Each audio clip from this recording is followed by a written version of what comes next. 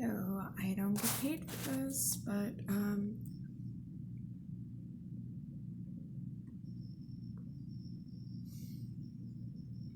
I just have to disclaimer that I used to help some ladies who worked with For Paws Rescue. I was not on the books at all. Mostly because I was a teenager. And you know, there wasn't, I wasn't paid or anything. I just liked to help with the animals. So I usually helped one specific person, but there were a couple times I was like, hey, can I come with you to feed the strays over at the golf course? Because a lot of times people would, people were keeping an eye on the population at the golf course. Yeah, I tried to tame my hair today, yay! And anyway, we would try and keep an eye on the population at the golf course, and a whole bunch of other stuff. And you could actually like earn trust there. You know, by feeding the cats, it would eventually be easier to catch them and re-release the ones that, you know, you couldn't take in and try to adopt out to humans. And the cats we usually try to get first were the ones that clearly did not grow up as strays. The thing that some people don't understand about releasing a house cat and just saying, you can't come inside anymore, is that while some cats seem to take this a little bit better than others, outside is never the best place for a house cat. Some house cats are always house cats. Anyway, one of our neighbors has a cat that peed all over things. And, you know, they've got dogs and all that. And I can see why this cat did what they did. Like, they don't have any place to go up high. It's not as simple as, and a lot of people don't know this, it's really not as simple as litter box food. It's litter box food, someplace high to go, and a general understanding that a cat needs a place that is that cat's. They need a territory. They're not dogs. Dogs are good with the pack territory, typically speaking. Like, as long as they have some place that they're allowed to go whenever they're, you know, like a bed, an area that they can lay down, it's usually good for them. But what I mean is, that place can still be something that they share with you. Cats specifically need a place that they don't share with you. I mean, they can share with you, but they specifically require something that is theirs. And they do better if this is up higher. Something like a shelf that they can climb up onto, like, say, escape the dogs or the kids. Anyway, this cat apparently peed in the laundry basket and for however long has been an outdoor cat since then. However, this cat has not taken well to it. The other cats in the neighborhood are bullying this cat, and this cat's food is getting taken from him. He's literally starving because they feed him and he's not getting it. So I don't know how much it's gonna help, but I pretty much gave him all the information that I could. Like, one of which was stop giving the cat milk, because that's actually only going to make the problem worse. Cats are lactose intolerant, and the only type of milk that a cat should have is cat's milk. And that's for kittens. They should not have cow's milk. They are lactose intolerant, and this could actually exacerbate the problem. And it looks like it has. That poor cat is so narrow. I'm not entirely sure that there isn't already some other problem that this won't help, but I'm basically keeping my mouth shut, hoping that, it's not too late. The unfortunate thing is that most people in situations like that, it happens simply because they don't know. People often stress the idea that you should know how to take care of exotic pets, like, I don't know, lizards and shit. But it's very commonplace for people to have cats and dogs and not know what they need. And a lot of times they think, oh my god, this creature is a terror. When the reality is that those behaviors are that animal being that animal in a situation where they are not having a need met.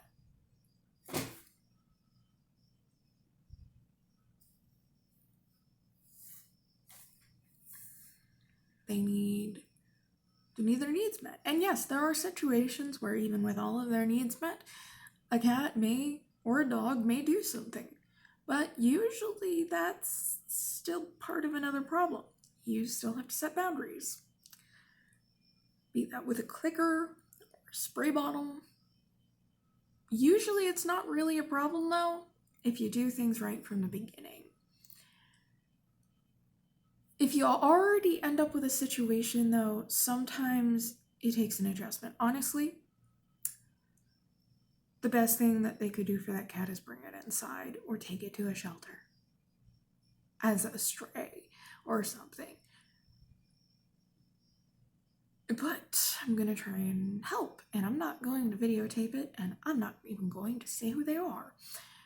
Because somewhere in this world is going to be somebody who would just try and make the situation worse. Like, that cat doesn't need any more shit, and honestly, it would probably end up with somebody coming after their kids too.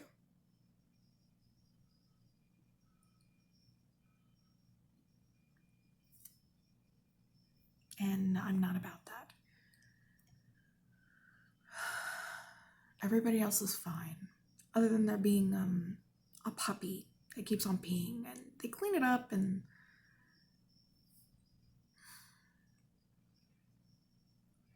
yeah. Anyway,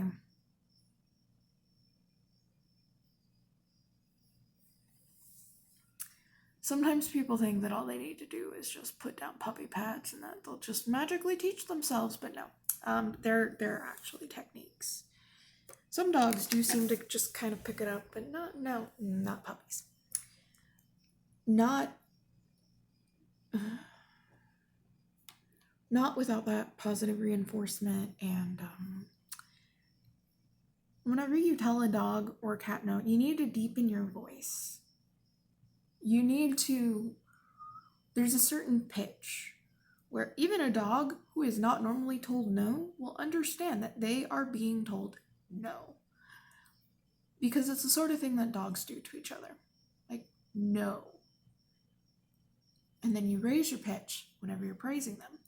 Aw, such a good boy. But whenever you say no, you don't talk in your normal speaking voice. You need to go, no. You need to, sound severe without screaming your head off at them. Not that there won't be times, particularly with an animal that has had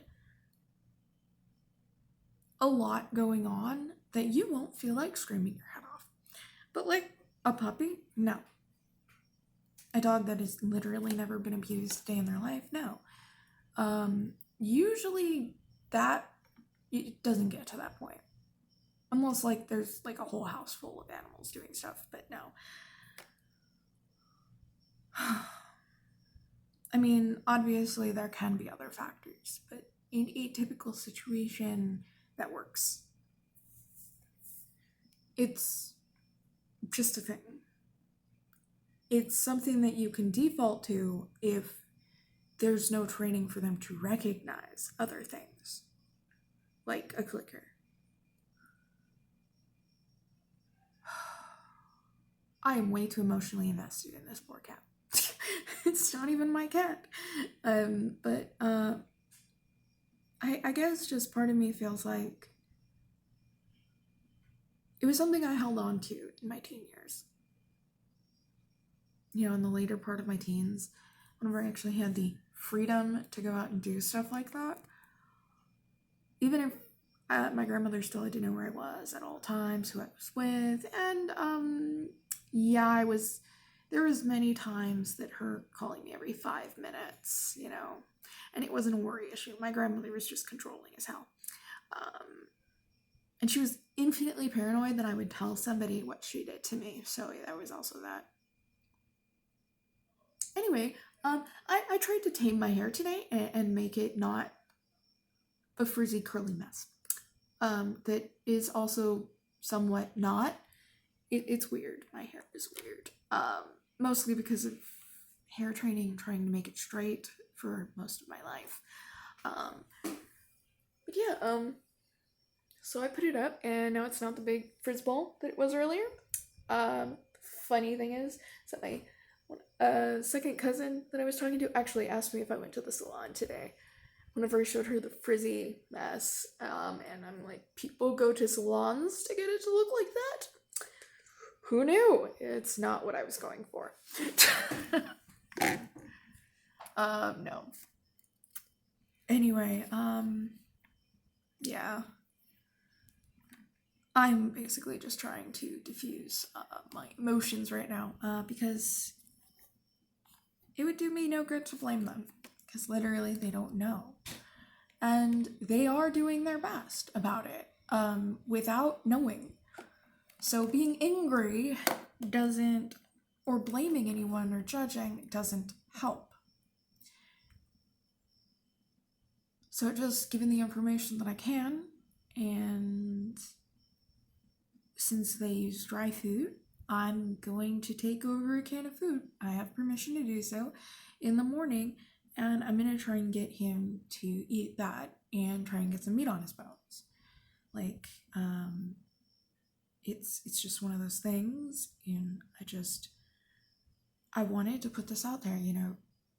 There's a lot of whole, know what you're getting into with exotic animals, but you need to understand that dogs and cats are dogs and cats, and they do have specialized needs.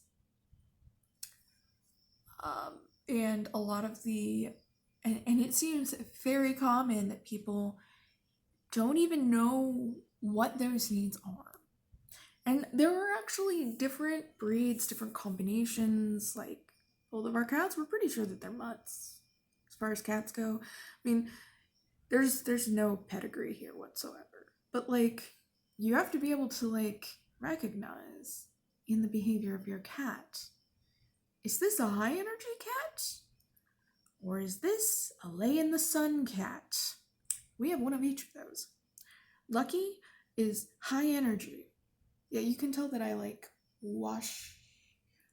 I washed it twice today. I stripped the oils off so that I can put more shit on it. So it looks funny, because it's all like shiny and lightly colored. You can kind of tell that it's not, that it's closer to like a dirty blonde than brown. It just looks brown most of the time. I put stuff on my hair.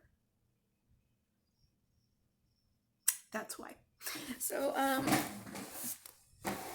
anyway, as I deflect, because this bugs me,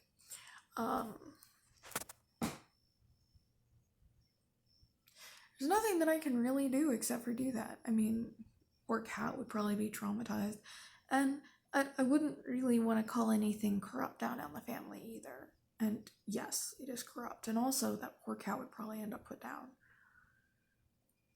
rather than helped. the chances of that cat, ending up helped would be very slim. It's friendly.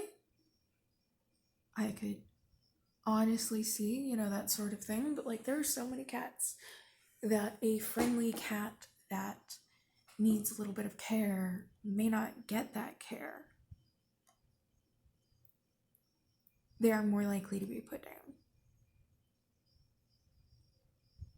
Now, 4-Paws was no kill, and it used to be that they could directly pick up the animals themselves. But at this point, if you call, it's just Arizona Animal Control, and the no-kill shelters have to get their animals from the kill shelter. And if they can't get to them in time, a beautiful cat like that, they just die. And also, if it's one of those things where they're willing to correct it, it wasn't on purpose. Their understanding of cats was, you put food out, you feed them, and sooner or later, they defend their food. Their understanding was that they weren't doing any harm, and that this was how it was supposed to happen. That this was normal, and this isn't normal. This isn't supposed to happen. This is a cat that was raised indoors, not outside.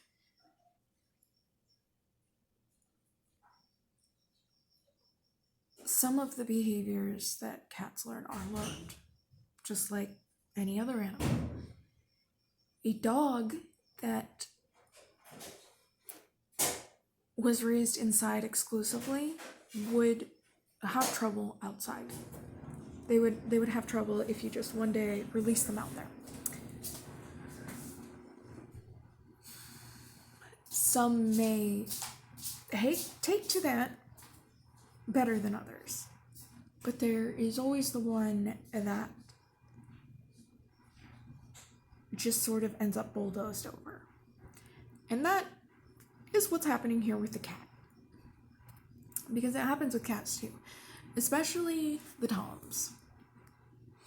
I hate to say this, but the tomcats have it a lot harder. See, a female cat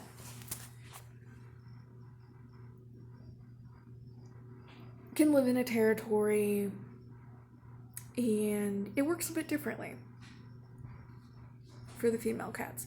Male and female territorial lines and stuff are different. A male cat, their territory is what they can defend. And if that cat cannot even defend their food dish, then their human needs to help them.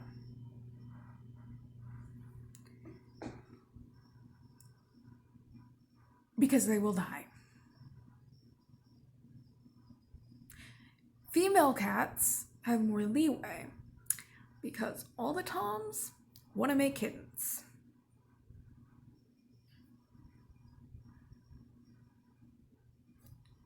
Just understand what your animals need. Do some research before you get them. And if you find out that you're doing it wrong at some point, fix it. I mean, there's nothing really else that you can do. And that's really all that I wanted to put out there is, I don't know, it just makes me feel better to make sure that it's out there.